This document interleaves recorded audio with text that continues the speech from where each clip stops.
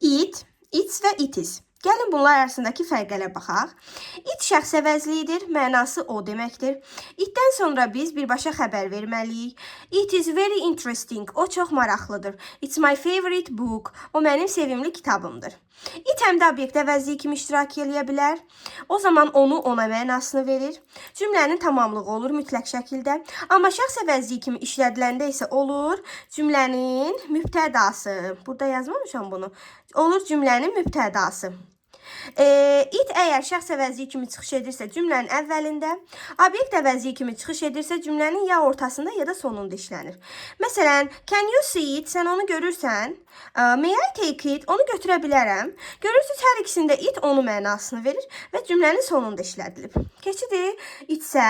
It siyəli əvəzliyidir. Özündən sonra birbaşa ya isim, ya da sifət isim tələb eləyir. Məsələn, its screen is black. Onun ekranı qaradır. Burada itsin mənası onun kimi tərcümə olunacaq.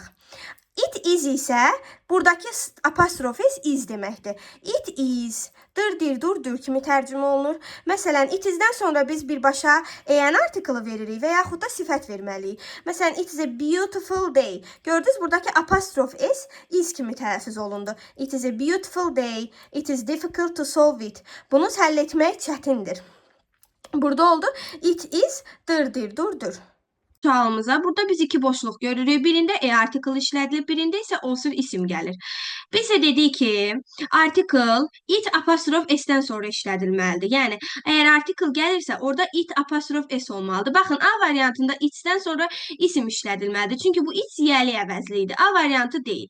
C variantında yenə də it-dən sonra isim işlədilməlidir. C variantı da deyil. Qalırıq D, B və E variantları arasında. İndi biz baxmalıyıq ikinci tərəfimizə. İkinci tərəfimizdə görürük ki, o sözü isimdir və bizə elə bir lazımdır ki, özündən sonra isim gəlsin. Baxıram, itdən sonra xəbər gəlməlidir. O isə isim olduğu üçün D variantı yanlışdır. B variantında isə yenə it is. It isdən sonra ya article gəlir, ya sifət gəlir. Amma o isimdir. Ona görə B variantı da yanlışdır. Düzgün cavabımız olacaq E variantı. It is və its cavabı doğrudur.